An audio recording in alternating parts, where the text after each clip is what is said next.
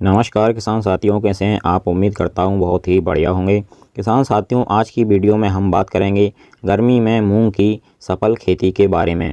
गर्मी में मूंग की खेती हमारे बहुत सारे किसान भाई करते हैं, लेकिन हमारे कुछ किसान भाई मूंग का उत्पादन बहुत ज़्यादा निकाल लेते हैं और हमारे कुछ किसान भाई मूंग का सही उत्पादन नहीं निकाल पाते, जिससे उनको ज़्यादा प्रॉफिट नहीं हो पाता है। तो जो हमारे किसान भाई गर्मी में मूंग की खेती करते हैं और अच्छा रिकॉर्ड तोड़ उत्पादन लेते हैं, वह किस प्रकार से खेती करते हैं, और जो हमारे किसान भाई बहुत ही कम उत्पादन मूंग की खेती से गर्मी में निकाल पाते हैं, वह क्या गलतियां करते हैं। और अगर आपको मूंग की फसल से रिकॉर्ड तोड़ उत्पादन निकालना है, बहुत ही अच्छा प्रॉफिट आपको गर्मियों में कमाना है, तो उसके लिए आपको कौन सी वैरायटी लगानी चाहिए, किस समय पर मूंग की बुआई करनी चाहिए, खाद उर्वरक कौन से देने चाहिए, स्प्रे कौन से करने चाहिए और किन बातों का ध्यान रखना चाहिए, यानी कि किसान साथियों गर्मियों में मूंग की सफल खेती करने का पूरा एजेंडा हम आपको इस वीडियो में बताएंगे।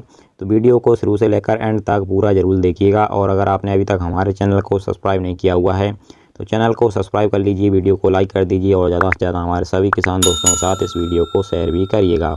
सबसे पहला होता है किसान साथियों समय।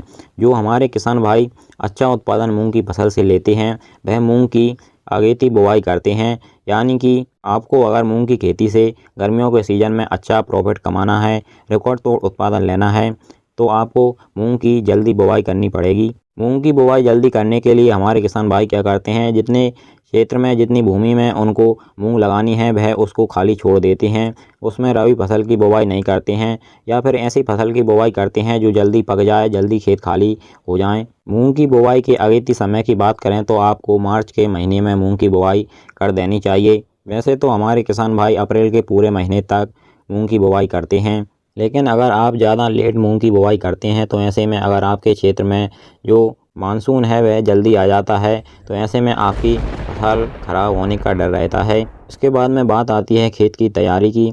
तो किसान साथियों खेत की तैयारी में आपको कुछ ज़्यादा तामझाम करने की ज़रूरत नहीं है। आपको एक बार कल्टीवेटर से गहरी जुताई अपनी खेती कर देनी है। उसके बाद में आपको पलेवा कर लेना है। पलेवा करने के बाद में आपको अपनी खेत की भुरभुरी मिट्टी कर लेनी है और उसके बाद में सीड ड्रिल से मूंग की बुवाई कर देनी है। इसी बीच किसान साथियों बात आती है बीज सिलेक्शन की, यानी सीड्स का चुनाव अगर आपको करना है तो सही तरीके से आप किस प्रकार से करेंगे। पहला तो किसान साथियों है कि आपकी क्षेत्र में जो भी मूंग की वैरायटी अच्छा उत्पादन निकाल करके दे रही हो, पहले से जो किसान भाई मूंग की खेती कर रहे हों, उनसे बातचीत करके आपको मूंग की बीज का सिलेक्शन करना है। और दूसरा कुछ वैरायटियां हम आपको बताएं तो आप स्टार 444 जो मूंग की वैरायटी आती है, प्राइवेट कंपनी की वैरायटी है, अच्छा उत्पादन हमारे किसान भाइयों को देती है, तो आप उसका चुनाव कर सकते हैं। या फिर GM5 मूंग की वैरायटी भी अच्छा उत्पादन निकाल करके दे रही है, तो आप उसका भी चुनाव कर सकते हैं। और भी बहुत सारी वैरायटियाँ हैं किसान साथियों, वैरायटियों के बारे में हमने पहले ही वीडियो बना करके जानकारी दे दी है। अगर आपने वह वीडियो नहीं देखा है तो आप हमारे चैनल पर जाकर मूंग की अच्छी और टॉप वैरायटियों के बारे में जानकारी प्राप्त कर सकते हैं। और अगला टॉपिक आता है हमारे किसान साथियों बुआई के समय खाद उर्वरक कौन से आपको देना चाहिए। तो खाद उर्वरक में मेन जो पॉइंट रहता है हमारा NPK का रहता है, यानी नाइट्रोजन फास्फोरस पोटास ही ज़्यादातर हमारी फसल को ज़रूरत होती है। तो नाइट्रोजन की ज़्यादा आवश्यकता तो हमारी मूंग की फसल को नहीं होती है, लेकिन फास्फोरस और पोटास की ज़्यादा आवश्यकता होती है, तो आपको इनका ध्यान रखना है। 1 एकड़ खेत के हिसाब से बात करें तो आपको 30 kg नाइट्रोजन की आवश्यकता पड़ेगी मूंग की खेती में। या तो आप 15 kg बुआई के समय दे दें और 15 kg आप पहले पानी के समय, पहली सिंचाई समय मूंग की फसल को दे सकते हैं। और फास्फोरस की बात करें तो आपको लगभग 50 kg फास्फोरस युक्त खाद का इस्तेमाल करना है, यानी कि आप DAP ले रहे हैं तो आप 50 kg यानी 1 कट्टा DAP 1 एकड़ खेत में डाल करके मूंग की बुवाई कर सकते हैं। और पोटास की बात करें तो आपको 10 से 15 kg पोटास का इस्तेमाल करना है 1 एकड़ खेत में। और इसके अलावा और कोई खाद का प्रयोग आपको नहीं करना है। आप इसमें अगर सल्फर लेना चाहते हैं तो 5 से 6 kg सल्फर भी प्रति एकड़ के हिसाब से ले सकते हैं। इसके बाद में किसान साथियों जब आप मूंग की फसल की बुवाई करते हैं तो आपको समय पर बीज को उपचारित करना बहुत ज़्यादा ज़रूरी होता है। और बीज को उपचारित करने के साथ साथ आपको गर्मियों के सीज़न में 1 से 2 किलो बीज एक्स्ट्रा डालना है। और मूंग की बुवाई के बाद में किसान साथियों जब आपकी मूंग की फसल अंकुरित हो जाती है, 4 से 5 पत्ती की आपकी फसल हो जाती है, तो उस समय पर आपको कीटों पर ध्यान रखना है। अगर कोई भी कीट आपके पौधे पर हमला करती है तो आपको तुरंत कीटनाशक का स्प्रे कर देना है।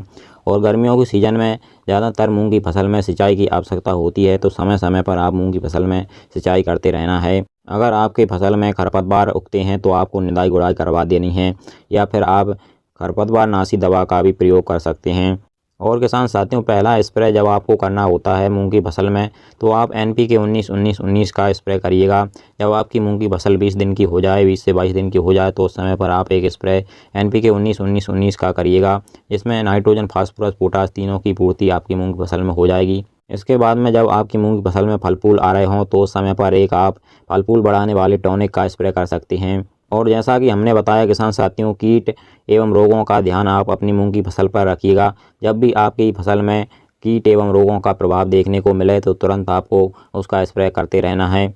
गर्मियों के सीज़न में किसान साथियों, आप देखेंगे कि अगर 2 किसान भाइयों ने मूंग की खेती की है, तो एक किसान भाई की मूंग की फसल बहुत ही बढ़िया दिखेगी और दूसरे किसान भाई की मूंग की फसल में कीटें भी आएंगी और रोग भी आएंगे। तो इस हिसाब से आप अपनी मूंग की फसल की निगरानी समय समय पर करते रहिएगा।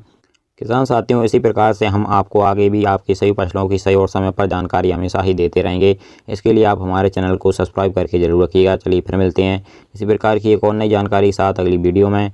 नमस्कार, धन्यवाद।